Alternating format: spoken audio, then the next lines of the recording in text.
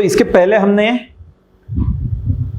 UPSC prelims के लिए GS 1 का पेपर देखा।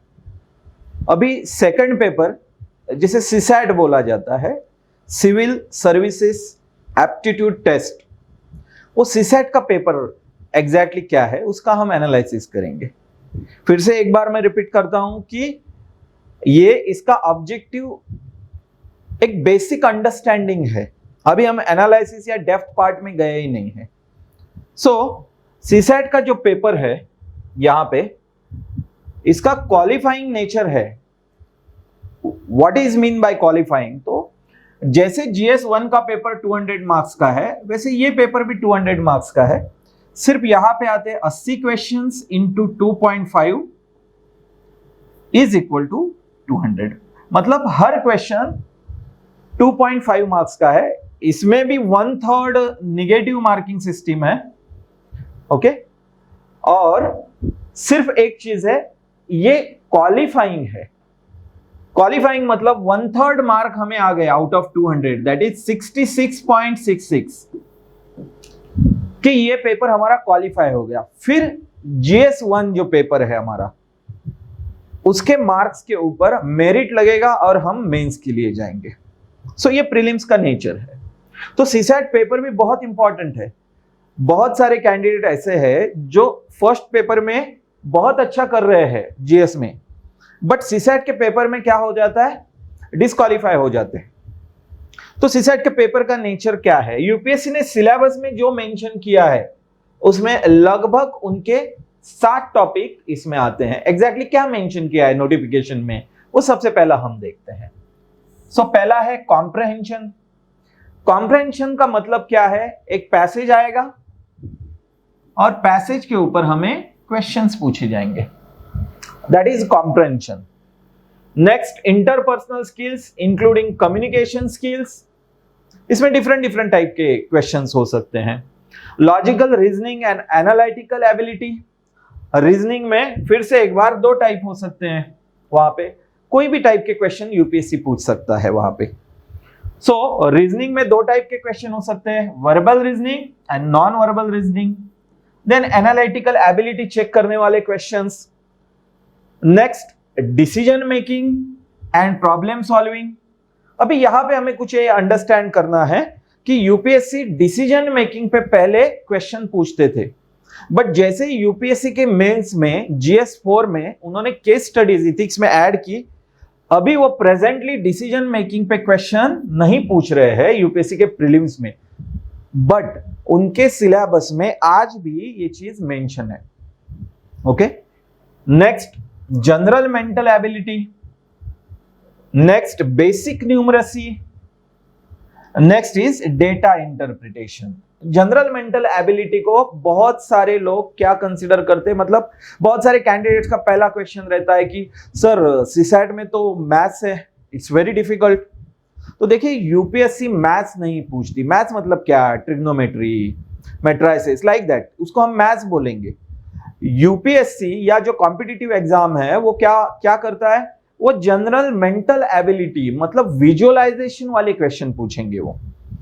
ओके, हमें यहां पे डरना नहीं है कि मैथ्स है या अदर कोई ये है। एक बेसिक प्रोफिशिएंसी जिस पर्सन की है, वो सिविल सर्विसेज एप्टीट्यूड मतलब सीसैट का पेपर आराम से क्वालिफाई कर सकता है, बट उसको एक स्ट्रैटेजी और प्लानिंग चाहिए ये पेपर क्वालिफाई करने के लिए।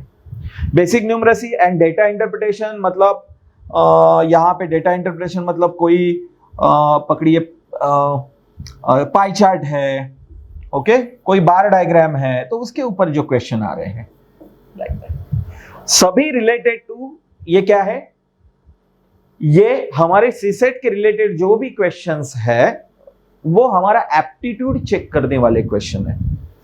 उसके लिए कोई भी हिस्ट्री, ज्योग्राफी, पॉलिटी ऐसा कोई बाहर से कुछ पढ़ के आने की जरूरत नहीं है।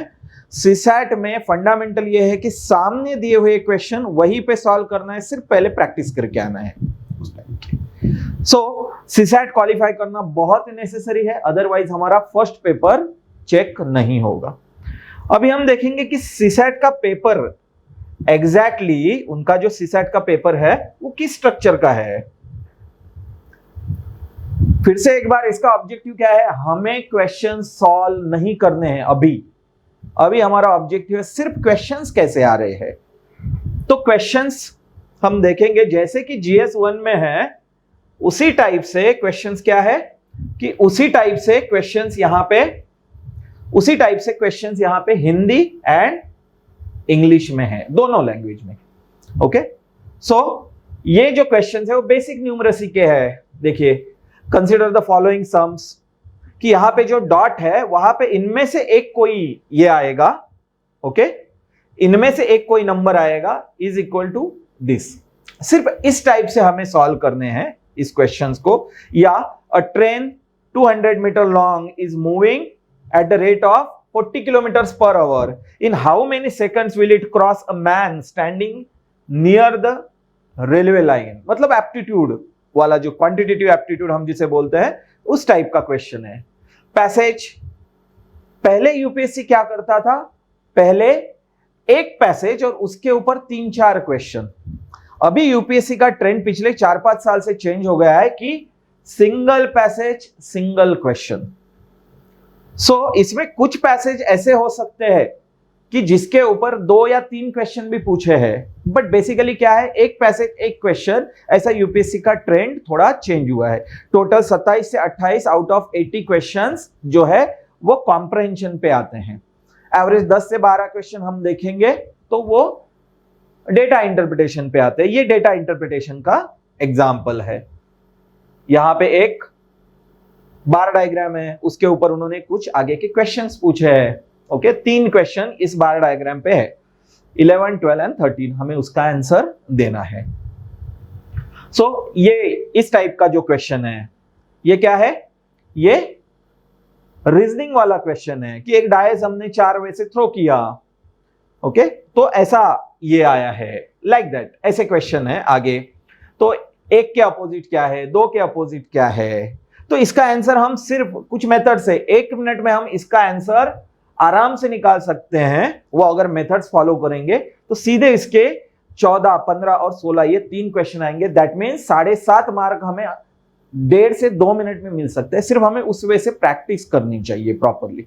ओके, सो ये पैसेज वाले क्वेश्चंस है। ऐसे डिफरेंट क्वेश्चंस यहां पे हमें दिखाई दे सकते हैं। अभी का ऑब्जेक्टिव क्या है हमारा? अभी का ऑब्जेक्टिव है सिर्फ पेपर कैसा आ रहा है इसको हमें देखना है, न कि सॉल्व करना है। तो हम देख सकते हैं कैसे ये है। सो ये बेसिक न्यूमरेसी वाले क्वेश्चंस है। ओके, रीजनिंग में ऐसा एक क्वेश्चन है कि एबीसीडी टाइप स्टूडेंट है, एबीसीडी 4 स्टूडेंट है, 4 डिफरेंट सिटीज में वो स्टडी कर रहे हैं, PQRS। ओके, आर्ट्स कॉलेज है, साइंस, कॉमर्स। तो नीचे दिए गए क्वेश्चन का आंसर दीजिए। तो हमारी बेसिक जो भी मेंटल एबिलिटी है वो एक कैंडिडेट में प्रॉपर है या नहीं, इतना सिर्फ चेक करने के लिए ये पेपर बनाया गया है। ओके, तो सीसैट क्वालिफाई किए बिना हमारा जीएस का पेपर चेक नहीं होगा, और जब तक जीएस में हमें अच्छे मार्क नहीं आएंगे हम मेंस में नहीं जाएंगे। सो यूपीएससी ने जो प्रीलिम्स मेंस इंटरव्यू का जो स्ट्रक्चर बनाया है उसमें प्रीलिम्स बहुत इंपॉर्टेंट, हर स्टेज इंपॉर्टेंट है। प्रीलिम्स में ऐसा किसी ने भी नहीं समझना चाहिए कि सीसैट क्वालिफाइंग है तो उसके ऊपर हमें कम ध्यान देना है, नहीं, हमें उसके ऊपर प्रॉपरली फोकस करना है।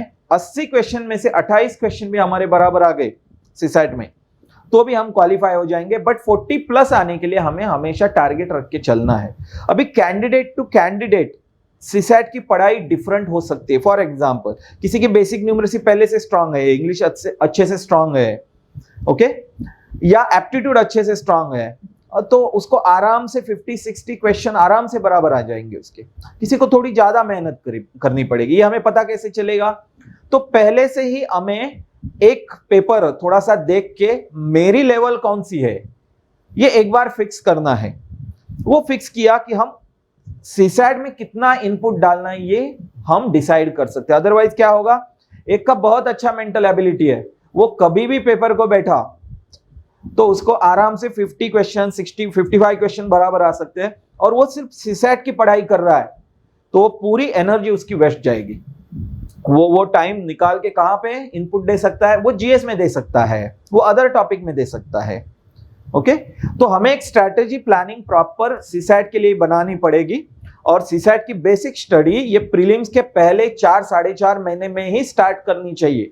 ये हम प्रॉपर प्लानिंग और स्ट्रैटेजी का जो लेक्चर होगा उसमें हम देखेंगे कि यूपीएससी अगर 1 साल में या लीस्ट पॉसिबल टाइम में हमें क्रैक करनी है तो हमें कैसा स्ट्रक्चर होना चाहिए हमारे स्टडी का। एक पर्टिकुलर टाइम पे हम स्टडी स्टार्ट करेंगे तो हमें कौन से ईयर के कौन से फेज में कौन सा ये करना चाहिए। अदरवाइज अभी सपोज जून है, जून से ही हम सीसैट की तैयारी करेंगे, अगले साल जून में एग्जाम है, तो हम हमारा टाइम वेस्ट कर रहे हैं।